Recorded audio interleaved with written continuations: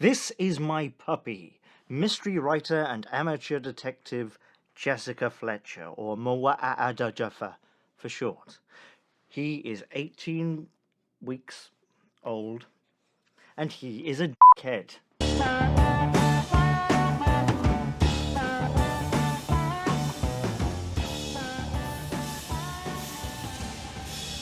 Aren't dogs brilliant? That's what they say. And to be fair, the breeder did tell me that he was the most antisocial dog that she'd ever had. Here he is in this video. Look at all these puppies, all together, all nice, all having a great time, and there's my dog, on his own, looking at the others with utter contempt. To be fair, he knows it's all bullshit.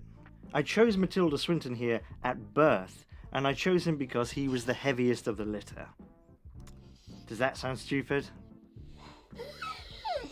It is. I've never owned a dog before, but I used to live in a place where dogs would just roam free. Streets and streets and streets of dogs. Not wild dogs, more like latchkey dogs. You know, you go out to work, you let the dog out, it sorts out its own lunch, you see it, at the end of the day you both have stories to tell each other, that sort of thing. And the sort of place where traffic would regularly have to stop at intersections because there'd be a sharp eye and a mastiff having sex in the middle, surrounded by so many dogs that you got all of them, from pugs to Great Danes. Life in Carmel doesn't get any better than this. Anyway, with that context, I'm sure it doesn't seem weird that whilst I was living there, one Thursday night I was in my yard burning things of no importance when an enormous black dog emerged.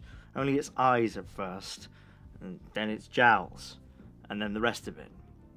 And being of sound mind, I told the dog to watch the fire and went to the fridge to get a chicken carcass that I'd been keeping in there until garbage day. The dog appreciatively ate it all down, and possibly an inexpensive butter knife too, and then it was on its way. The next night, at exactly the same time, the dog returned, pounding at my door, but I didn't give it anything. And it did this for a week. And then it didn't return at all until next Thursday. And it returned every Thursday for a month. My point being, dogs is smart. That's why I got one, to help around the house. It could get a beer out of the fridge for me, they said. The WikiHow makes it look easy, they said. I was always reluctant, though, and I think that's because I was the sort of petulant child who really couldn't abide the patronising tone so many adults would take with children. You know, the, oh, hey, look at me, aren't I friendly? No, the poem wasn't boring, you read it wrong, sort of way of speaking. I just got a flashback to 6th grade then. Fucking hell, shut up and give me the information. I can fucking colour at home. So I get weird looks outside when the dog starts barking, and instead of wrangling him and shouting at him with monosyllabic words, I say, "What's the matter, Archibald? You're making a scene, to be quite honest with you. Okay, good. Maintain this disposition, we're heading back to the cave." But it works. I know it sounds crazy, but when I take him to the vet and all the people there are cooing at him, "Who's a good boy?" he looks at me like, these people are dumb. But then again, saying that, here I am doing the Powerball, and there he is, sucking the water out of a mop. Glass houses. Anyway, I got over my reluctance, because chicken carcasses don't eat themselves. But that was before I knew that dogs need to eat every 25 minutes, or else they will explode.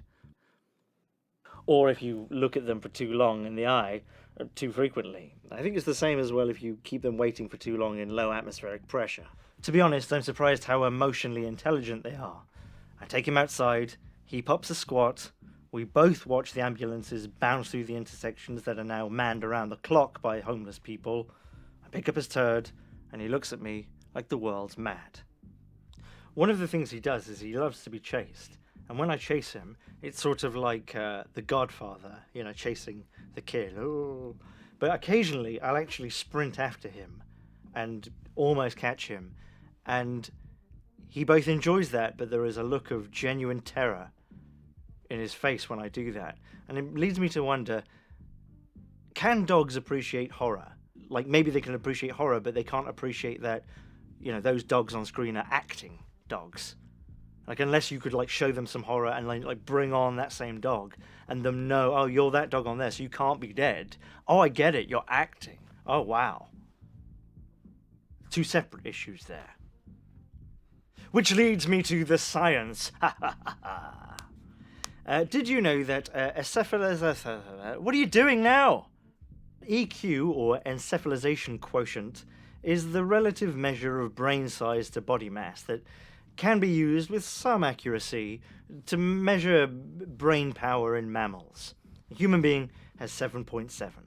A chimp has about 4. A crow has about 4. That's interesting. Makes sense because they're always doing that. And, they look like... Anyway, I came across this because I wanted to know how smart hippos are. Because I came across a story about a man who owned a pet hippo, which I thought sounded awesome. But the story wasn't about him owning the pet hippo. The story was that he raised this pet hippo from a hippopet.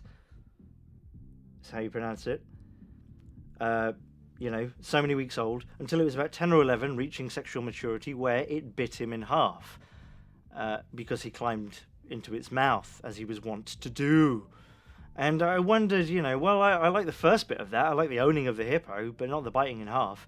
Is there any way? Oh, there isn't. Because on the EQ scale, hippos have a 0.3. They are slightly stupider than sharks. And my point is that hippos are awesome, but you can't reason with hippos. You can't teach them not to bite you in half, even if you own them. That's why I got a dog.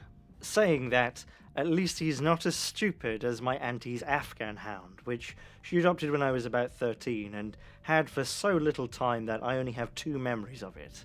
The first, I took it out once, it did a shit, I cleaned the shit up, I put it into a bag and put the bag into a special bin just for shit, and then it did another shit immediately. Okay. So I was scrambling around for the second bag, the reserve bag, which is never in the convenient location because it's the reserve bag. I cleaned it up and I realised after I'd done it that I'd had a £5 note in my, I want to say, tracksuit bottoms. And that wasn't my money. £5 was a lot of money and it didn't belong to me, really. It belonged to Benson and Hedges. No, it belonged to Lambert and Butler. Benson and Hedges was too expensive. Cigarettes. I knew what I'd done. I'd slipped it in with the bag. So I started sifting through the bin.